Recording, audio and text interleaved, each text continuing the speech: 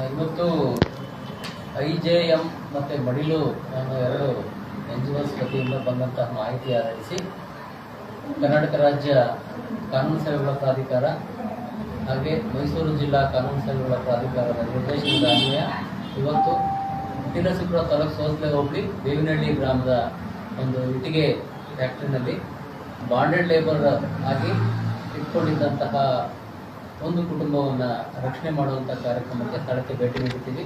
ಭೇಟಿ ಸಮಯದಲ್ಲಿ ಮಾನ್ಯ ನ್ಯಾಯಾಧೀಶರು ಕೂಡ ಇದ್ದರು, ಹಾಗೆ ಪೊಲೀಸ್ ಸಿಬ್ಬಂದಿ ಮತ್ತು ಯಾವ NGOsನ ಡೈರೆಕ್ಟರ್ಸ್ ಕೂಡ ಇದರಲ್ಲಿ.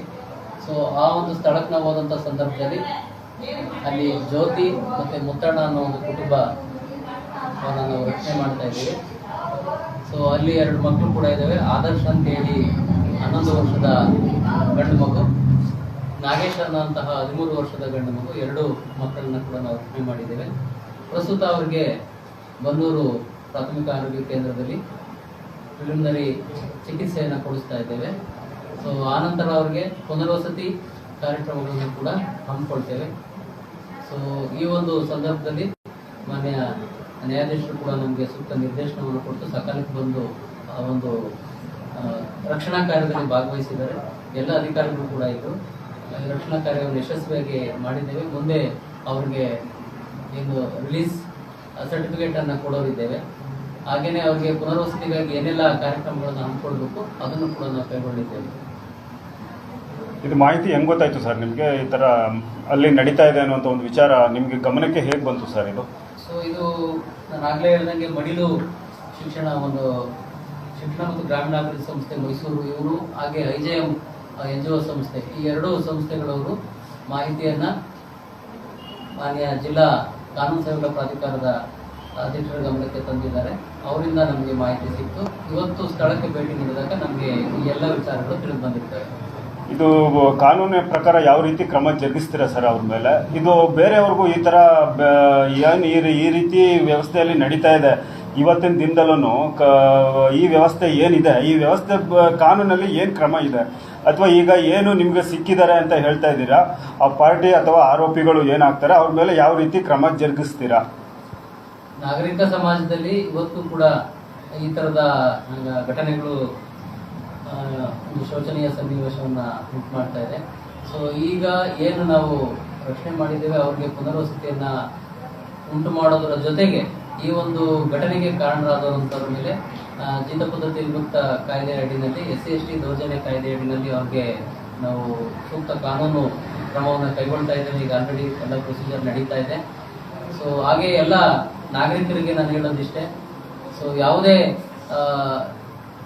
ಕಾರ್ಮಿಕ ಕಾಯ್ದೆಗೆ ವಿರುದ್ಧವಾಗಲಿ ಮಾನವೀಯ ಹಕ್ಕುಗಳಿಗೆ ವಿರುದ್ಧವಾಗಲಿ ನಡೆಸ್ಕೊಳ್ಬಾರ್ದು ಅಂತೇಳಿ ನಾನು ತಾಲೂಕು ಆಡಳಿತ ವತಿಯಿಂದ ಕೇಳಲಿಕ್ಕೆ ಬಯಸ್ತೇನೆ. ಈಗ ಅವರು ಇವ್ರನ್ನ ಜೀತ ಪದ್ಧತಿಯಲ್ಲೇ ಇಟ್ಕೊಂಡಿದ್ರಲ್ಲ, ಅವ್ರು ನಿಮ್ಮ ಕೈಗೆ ಸಿಕ್ಕಿದಾರ ಸರ್? ಅವ್ರ ಹತ್ರ ನೀವು ಮಾತಾಡಿದ್ದೀರಾ ಸರ್? ಅವ್ರ ಜೊತೆ ನಾವು ಮಾತಾಡಿಲ್ಲ, ಬಟ್ ಅವರು ಬಂಧಿತರಾಗಿದ್ದಾರೆ. ಇದೇ ರೀತಿ ಎಷ್ಟು ನಡೀತಾ ಇದೆ ಅನ್ನುವಂಥ ಏನಾದ್ರು ಮಾಹಿತಿ ಇದೆಯಾ ಸರ್? ಇಲ್ಲ ನಿಮಗೆ ನೇರವಾಗಿ ಮಾಹಿತಿ ಬರುತ್ತೆ, ಇತರ ಕಡೆಯಿಂದ ಮಾಹಿತಿ ಬರ್ತಾ ಇದೆಯಾ? ಇದುವರೆಗೂ ಯಾವುದೇ ನೇರವಾದ ಮಾಹಿತಿ ನಿಮಗೆ ಬಂದಿಲ್ವಾ ಸರ್? ಈ ಥರದ ಮಾಹಿತಿ ಇದೆ ಮೊದಲು ನಮ್ಮ ಗಮನಕ್ಕೆ ಬಂದಿರೋದು. ಸೊ ಹಾಗಾಗಿ ಇದೇ ಮೊದಲ ಪ್ರಕರಣ ಅಂತ ಭಾವಿಸ್ತೀನಿ. ಯಾಕೆಂದ್ರೆ ಬನ್ನೂರು ಸುತ್ತಮುತ್ತ ಸುಮಾರು ಫ್ಯಾಕ್ಟ್ರಿಗಳು, ಇಟ್ಟಿಗೆ ಫ್ಯಾಕ್ಟ್ರಿಗಳು ಸುಮಾರು ಒಂದು 40ಕ್ಕೂ ಹೆಚ್ಚು ಇಟ್ಟಿಗೆ ಫ್ಯಾಕ್ಟ್ರಿಗಳಲ್ಲಿದೆ.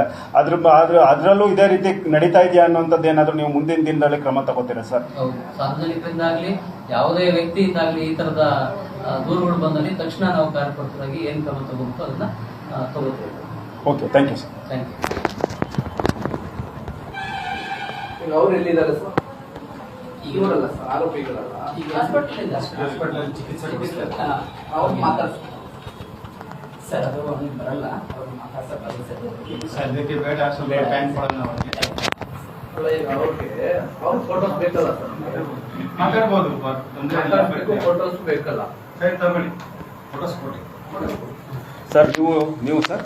ಸರ್, ನಾನು ಶ್ರೀನಿವಾಸ್ ಅಂತೇಳಿ ಕಾರ್ಯನಿರ್ವಾಹಕ ನಿರ್ದೇಶಕರು ಮಡಿಲು ಶಿಕ್ಷಣ ಮತ್ತು ಗ್ರಾಮೀಣಾಭಿವೃದ್ಧಿ ಸಂಸ್ಥೆ ಅಂತೇಳಿ. ನಾವು ನೆಕ್ಸ್ಟ್ ಏನು ಮಾಡ್ತೀವಿ ಅಂದರೆ ಮೈಸೂರು ಜಿಲ್ಲೆಯಲ್ಲಿ ಇಟ್ಟಿಗೆ ಫ್ಯಾಕ್ಟ್ರಿಗಳನ್ನು ವಿಸಿಟ್ ಮಾಡಿ ಅಲ್ಲಿ ಯಾರು ಬಾಂಡೆಡ್ ಲೇಬರ್ಸ್ ಇದ್ದಾರೆ ಅಥವಾ ಮಾಮೂಲಿ ಕಾರ್ಮಿಕರಿದ್ದಾರೆ ಅಂತೇಳಿ ಚೆಕ್ ಮಾಡಿದಾಗ ನಾವು ಶುಕ್ರವಾರ ಮಾಹಿತಿಯನ್ನು ತಗೊಂಡಾಗ ಅವರು ಬಾಂಡೆಡ್ ಲೇಬರ್ಸ್ ಅಂತೇಳಿ ಗೊತ್ತಾಯಿತು. ಅದಾದಮೇಲೆ ಅವರೆಲ್ಲೋ ನಿನ್ನೆ ಹೊರಗಡೆ ಹೋಗ್ತಿದ್ದಾರೆ, ನಾವು ಇಲ್ಲಿ ಕೆಲಸ ಮಾಡೋಕ್ಕಾಗ್ತಾರ ನಮಗೆ, ಯಾಕೆಂದರೆ ಒಂದು ವಾರಕ್ಕೆ 1,000 ರೂಪಾಯಿ ಅಷ್ಟೇ ಕೊಡ್ತಿದ್ವಿ 4 ಜನದಿಂದ.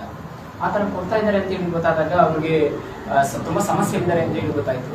ಅವ್ರು ಎಷ್ಟೊತ್ತು ದುಡಿಮೆ ಮಾಡ್ತಾ ಇದ್ರು ಸರ್? ಬೆಳಗ್ಗೆ 5 ಗಂಟೆಯಿಂದ ಬಂದ್ರೆ ಸಂಜೆ 6 ಗಂಟೆ ತನಕ ಕೂಡ ಕೆಲಸ ಅವ್ರಿಗೆ ವಸತಿ ಏನಾದ್ರು ಕೊಟ್ಟಿದ್ರ ಸರ್? ಅಲ್ಲಿ ವಸತಿ ಊಟ ಅಲ್ಲಿ ಶೆಡ್ಗಳನ್ನು ಕೊಟ್ಟಿದ್ದಾರೆ ಸರ್. ಹಾ, ಅವಾಗ ಏನಾಗಿದೆ ಅಂದ್ರೆ ರೆಸ್ಕ್ಯೂ ಮಾಡಕ್ ಬರ್ತಾರೆ, ಅವ್ರಿಗೆ ಹೇಳಿದ್ದಾರೆ ನಿನ್ನೆ ನಾವು ವಾಪಸ್ ಹೋಗ್ತೀವಿ ಬೇರೆ ಕಡೆ ಕೆಲಸಕ್ಕೆ ಅಂತ ಹೇಳಿದಾಗ ಈ ಯಾರು ಆರೋಪಿಗಳಿದ್ದಾರೆ ನಿನ್ನೆ ಗಂಡ ಹೆಂಡತಿಗೆ ಹೊಡೆದ್ಬಿಟ್ಟಿದ್ದಾರೆ ಸರ್. ಹೊಡೆದಿದ್ದಾದ್ಮೇಲೆ ಇವತ್ತು ರೆಸ್ಕ್ಯೂ ಮಾಡ್ಬೇಕು ಅಂತ ಹೇಳಿ ಇವತ್ತು ರೆಸ್ಕ್ಯೂ ಮಾಡ್ಬೇಕು. ಮಕ್ಕಳು ಇದಾರೆ ಅಂತ ಹೇಳ್ತಾ ಇದ್ರೆ ಮಕ್ಳಿಗೆ ಶಿಕ್ಷಣ ಕೊಡಿಸ್ತಾ ಇದಾರ ಸರ್? ಮಕ್ಕಳಿಗೆ ಯಾವುದೇ ಶಿಕ್ಷಣ ಕೊಡ್ತಾ ಇಲ್ಲ. ಹಾ, ಅವರು ಶಿಕ್ಷಣದಿಂದ ವಂಚಿತರಾಗಿದ್ದಾರೆ. ಶಿಕ್ಷಣದಿಂದ ವಂಚಿತರಾಗಿದ್ದಾರೆ ಸರ್, ಈಗ ಬನ್ನೂರು ಟೌನ್ ವ್ಯಾಪ್ತಿ ಈಗ ತಾಲೂಕು ಮಟ್ಟಕ್ಕೆ ಹೋಗ್ಬೇಕು ಅಂತ ನಾಗರಿಕರು ಸ್ಟ್ರೈಕ್ ಮೇಲೆ ಸ್ಟ್ರೈಕ್ ಮಾಡ್ತಾ ಇದ್ದಾರೆ. ಅದು ಒಂದ್ ಕಡೆ ಇದೆ. ಈಗ ಅದು ನಮ್ಮ ಬನ್ನೂರನ್ನು ಬಿಟ್ಟು ಅಂದ್ರೆ ನಮ್ಮ ಬನ್ನೂರಲ್ಲಿ ಪೊಲೀಸ್ ಇಲಾಖೆ ಇದ್ರು, ಆ ಪೊಲೀಸ್ ಇಲಾಖೆ ಬಿಟ್ಟು ಅದು ವಿಚಾರ ನಿಮ್ ಕಡೆಗೆ ಹೇಗೆ ಬಂತು ಸರ್? ಅದು ನಾವು ಯಾಕೆಂದ್ರೆ ಸ್ವಯಂ ಸೇವಾ ಸಂಸ್ಥೆಗಳು ಫೀಲ್ಡ್ ಅಲ್ಲಿ ಕೆಲಸ ಮಾಡ್ತಿರೋದ್ರಿಂದ ನಾವು ಕೆಲವೊಂದನ್ನೆಲ್ಲ ಸಸ್ಪೆಕ್ಟಿವ್ ಆಗಿ ವಿಚಾರಗಳನ್ನು ತೆಗೆದುಕೊಂಡು ಅದಾದ್ಮೇಲೆ SP ಮುಖಾಂತರವಾಗಿ ಮತ್ತೆ ಪೊಲೀಸ್ ಡಿಪಾರ್ಟ್ಮೆಂಟ್ಗೆ ಮಾಹಿತಿಯನ್ನು ಕೊಟ್ಕೊಂಡು ಒಟ್ಟಾರೆಯಾಗಿ ರೆಸ್ಕ್ಯೂ ಮಾಡುವಂತ ಕೆಲಸ ನಡೀತಾ ಇದೆ. ಇದೇ ರೀತಿ ಬೇರೆ ಕಡೆ ಎಲ್ಲಾದ್ರೂ ನಿಮ್ಗೆ ಮಾಹಿತಿಗಳು ಏನಾದ್ರು ಕಲೆ ಆಗ್ತಾ ಇದೆಯಾ ಸರ್? ಖಂಡಿತ ಸರ್, ಕಲೆ ಆಗ್ತಾ ಇದೆ. ಮುಂದಿನ ದಿನಗಳಲ್ಲಿ ನಾನು ತಿಳಿಸ್ಕೊಡ್ತೀನಿ. Thank you sir. ತಮ್ಮ ಹೆಸರು ಗೊತ್ತಾಗಲಿಲ್ಲ? ಶ್ರೀನಿವಾಸ್ ಅಂತ ಹೇಳಿ sir. Thank you sir. Sir ನಮಸ್ಕಾರ. ನೀವೇನು ಕ್ರಮ ತಗೋತೀರಾ ಸರ್ ಇದ್ರ ಮೇಲೆ? ನಿಮ್ಗೆ ಹೇಗೆ ಗೊತ್ತಾಯ್ತು ಸರ್ ವಿಚಾರ? ಅದೇ ನಮ್ಮ ಈ ಮಡಿಲೂರು ಶಿಕ್ಷಣ ಸಂಸ್ಥೆ ಮತ್ತು IMG ಇಬ್ಬರ ಕಡೆಯಿಂದ ಫೋನ್ ಕರೆ ಬಂತು. ಮತ್ತು ಇವರು ಪೊಲೀಸ್ ಇನ್ಸ್ಪೆಕ್ಟರ್ ಸಹ ಕರೆ ಮಾಡಿ ತಿಳಿಸಿರ್ತಾರೆ. ನೀವು ಲೇಬರ್ ಇನ್ಸ್ಪೆಕ್ಟರ್ ಆಗಿ ಯಾವ ರೀತಿ ಕ್ರಮ ಜರುಗಿಸ್ತೀರಾ? ಇದು ಕಾನೂನು ಪ್ರಕಾರ ಏನು ಕ್ರಮ ತಗೋಬೇಕು? Thank you sir. ಸರ್ ತಮ್ಮ ಹೆಸರು ಗೊತ್ತಾಗಲಿ?